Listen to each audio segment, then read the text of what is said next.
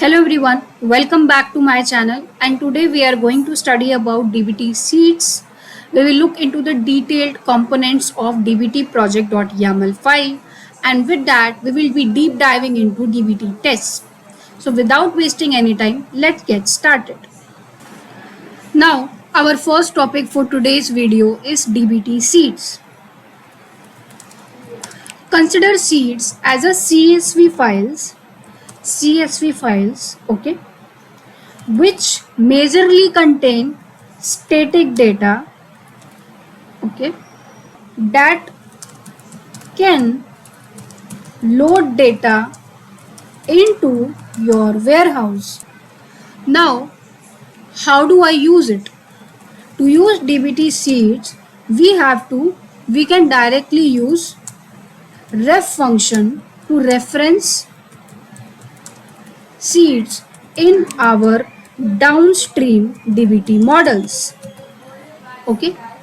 Now what can be the possible use cases of DBT seeds, right?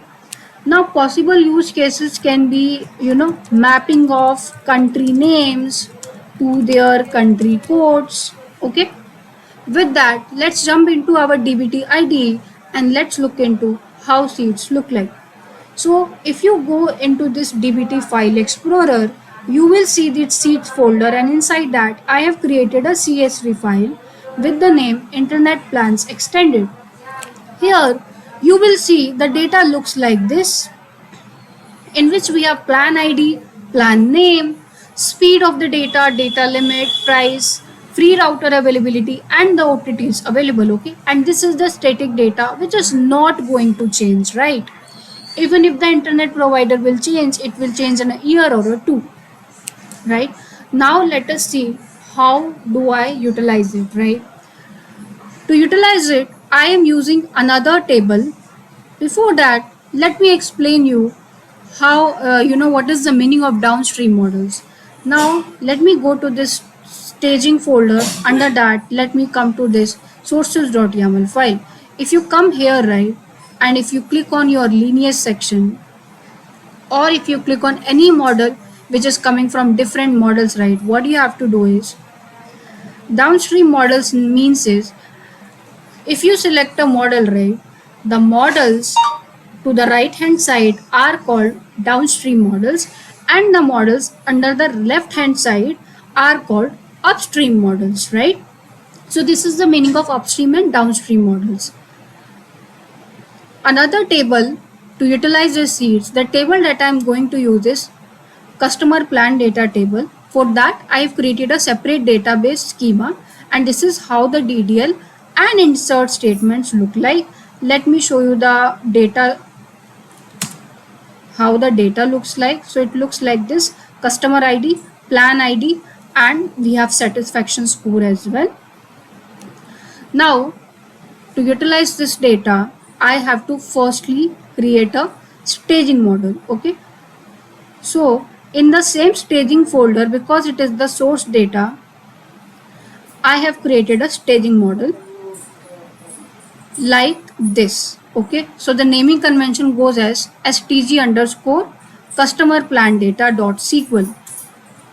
Here, as discussed in the previous video, I have defined the staging model in the same way using the source function. This is my source name, this is my table name, and I have listed down each and every individual column name. Okay, now when you register a table, right, source table, you have to register first in your source.yaml file to be utilized into further models. Okay, so here I have declared, so what I have done is, under my sources.yaml file, I have defined my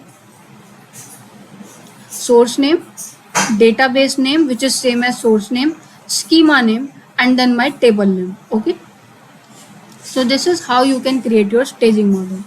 Once I have created my staging model, what I can do is, I can think of a scenario where I want to calculate the average satisfaction score, okay, based on the free router availability. How to write that query? Now in my final folder, I will be creating a file which is internet plan analysis, or let's say average rating. Okay, let me call it this dot SQL.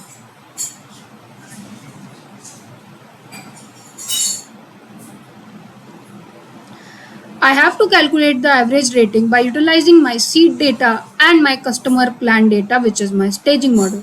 So what I will do with, let's say, static plan data as, let me list down all the columns from this into here. From, as mentioned, we can use the ref function to utilize our seed data. So I will say internet plans extended.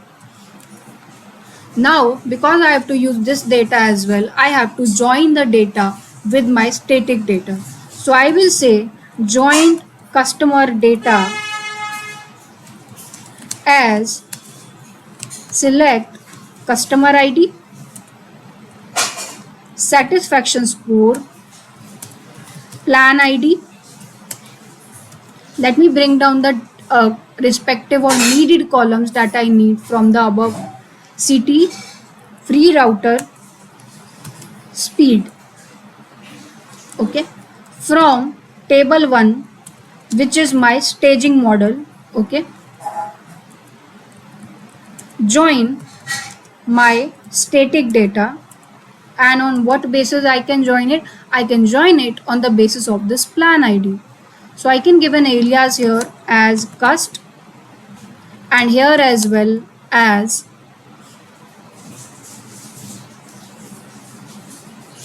p. Okay, and I can call it as p dot plan id is equal to cust dot plan id.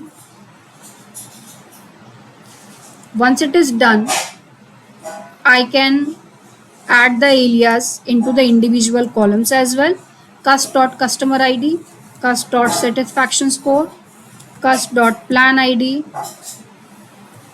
p dot free router, p dot speed, mbps. Now it's time to calculate the average rating. I will say average rating as select average of satisfaction score. I will alias it as average satisfaction score, count of customer, okay, as cust count, and the other respective columns we have plan id, and we also need the speed. Okay, because we are doing the aggregations here, we need to group the non-aggregated column below. So I will say group by non-aggregated columns. Okay, that's it. Now what do I need to do? I can simply select the data here, select star from average rating. I will call it as save. Before running this code, right, I want to show you one more thing. If you go to this code quality section, if you go to this config, and if you go to this SQL fluff linting and formatting and save, here you will see an option of lint.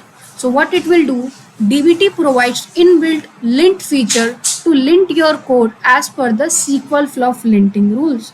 So I will be clicking on lint, which will lint my model. So here you can see it has several violations. Okay, to fix that violations, what I can do, I can click on fix to automatically fix all the violation by itself. Okay, and I can click on save. Now I can preview my data.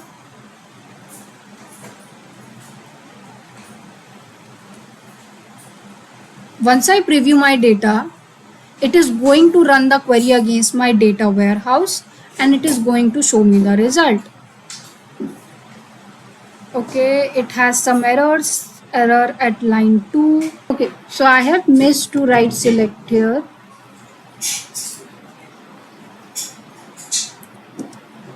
I will be clicking on save. Now I'm clicking on preview selection.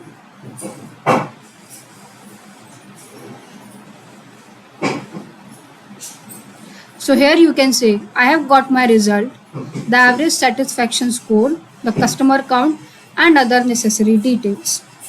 With that, we have understood how to utilize DBT sheets. Now, let us come to the dbt project.yaml file. Now here, right, you will see dbt project.yaml files helps DBT to recognize that this particular repository is a DBT repository, right, or it is a DBT project. The very first line says the name of your DBT project, which you can name accordingly. This says the version of your DBT project. This explains your configuration that are listed in DBT, the configuration version of your DBT. Then comes the important part, which is the profile. Profiles means it contains all your connections to DBT, to your Snowflake, all your connection details. Okay, so it will be default, but if you have several other profiles, so you can name it here. Then we have this model paths analysis path. Okay, so it means that if DBT wants to look for models, it has to search in a models directory. Okay, if DBT wants to search for a test, it has to be in the test directory. Okay, so you can configure, change, or alter your path as per your choice in this section.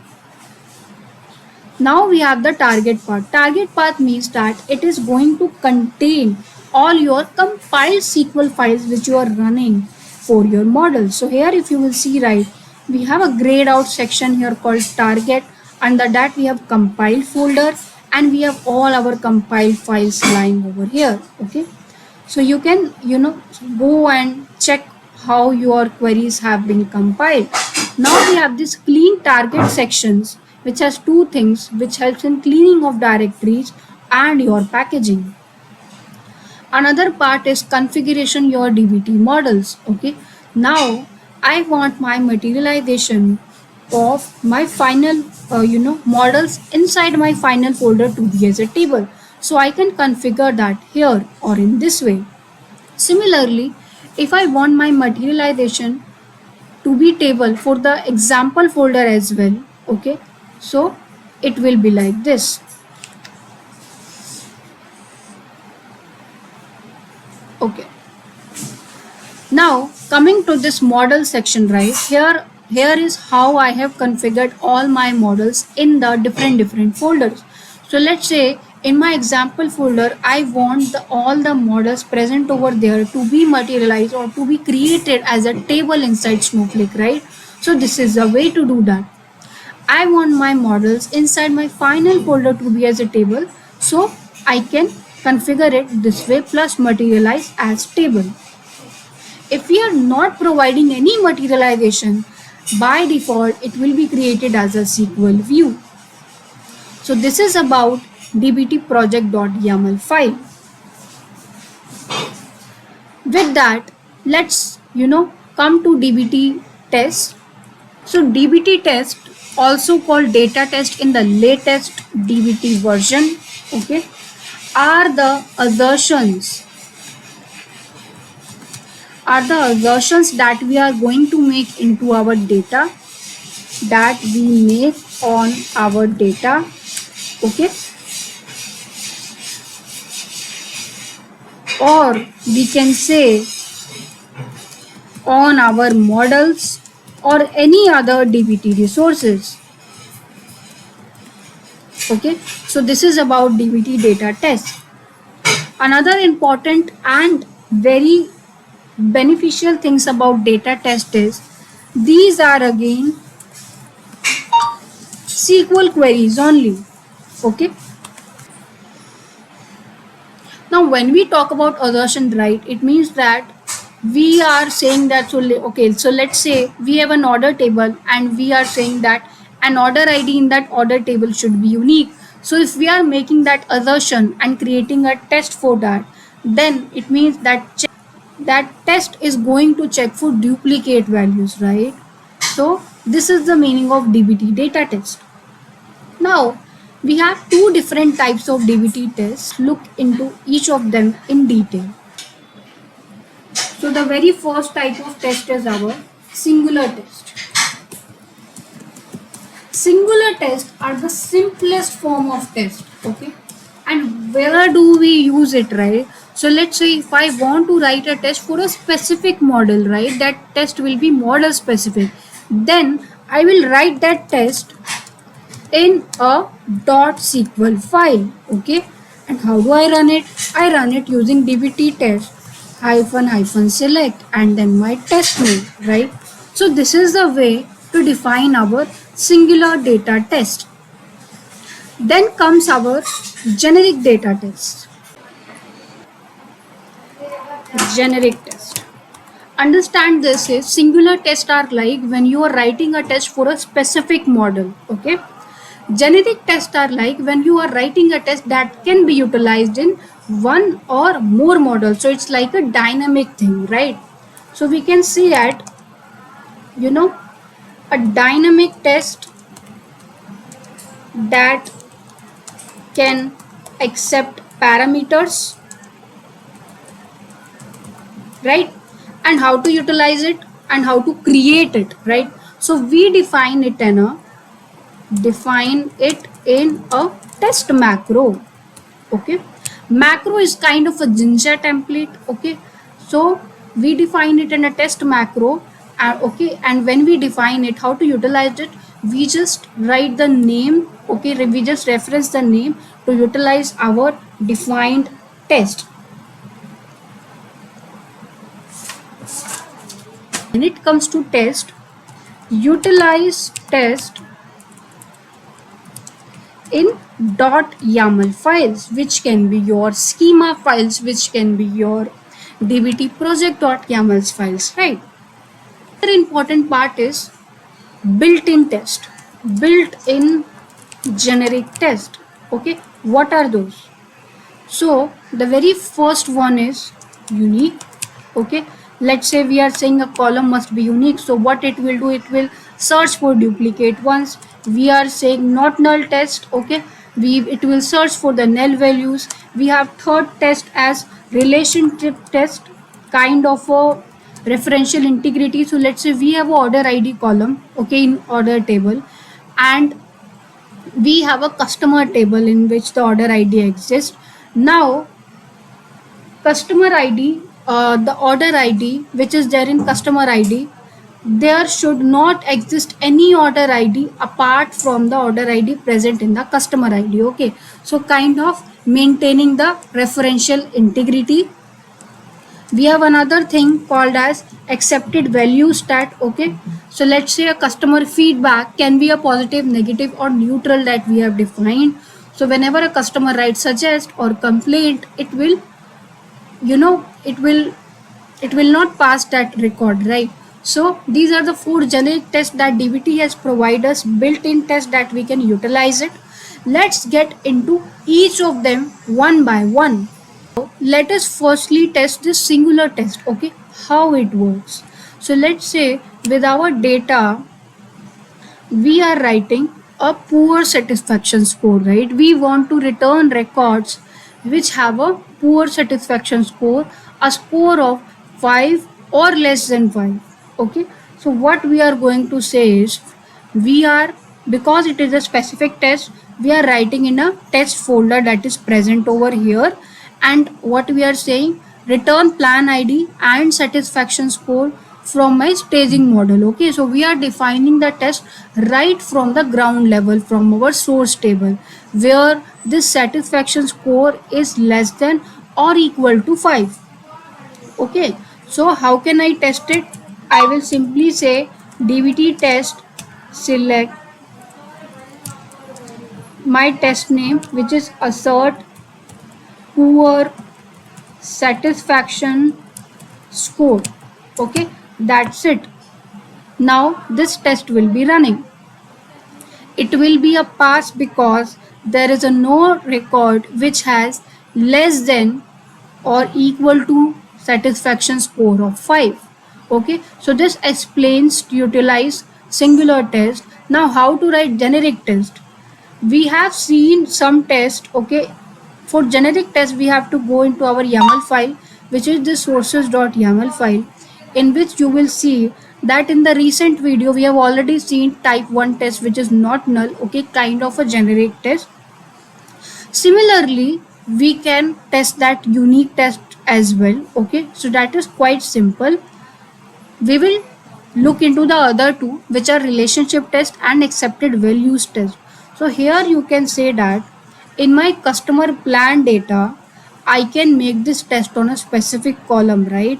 So I can define the columns as well, and in that I am declaring a relationship test here. Okay, and that relationship test I am referencing to this internet plans extended. Okay, so I am ensuring that my plan ID, okay, refers to this valid plans present in my seed. Okay, and on the basis of what? On the basis of plan ID. Okay, so it will check the referential integrity for this particular column called plan ID. Okay, and if it finds a non-existence of plan ID which is not in my customer plan data, the test will fail.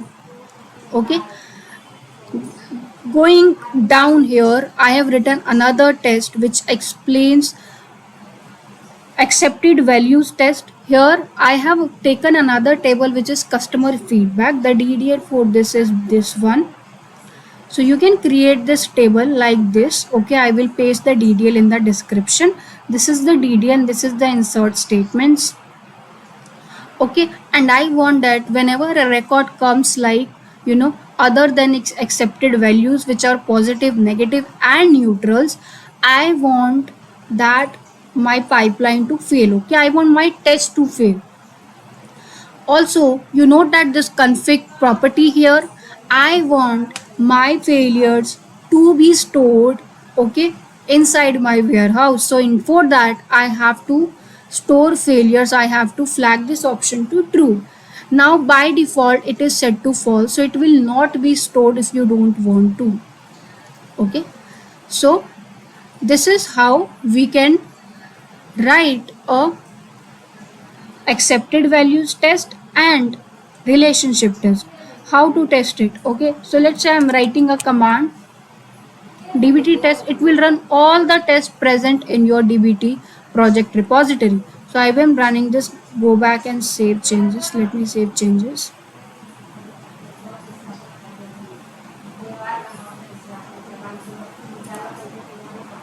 I will simply say dbt test. Here you will see that it is going to run all of the test. Okay, the very first test, okay, which is our singular test, okay, poor satisfaction score test. The second test is our accepted values test, which has failed. It means customer has inserted some records which are not included in the list of accepted values. Then we have this not null test. Okay, then we have this relationship test which has passed successfully. Now if you go into the details of it, right, it says failure in test. Okay, and it will also say that see test failure by running this query. Okay, so I will be copying this and I will be going in my Snowflake and I will be running over here. So I will be selecting this and I will be hitting Control Enter. Here you can see that I can exactly see that what was the value that was a bad record. Okay, and I can see how many such records exist. Okay, so this is the way we can write singular test and generic test and dbt. To summarize what we have learned today, we have learned dbt seeds, we have understood the dbt project.yaml components, and we have also understood the singular test, how to write it, generic test, and how to write these tests. Thanks for watching this video. Stay tuned for next part of dbt series. Thanks for watching.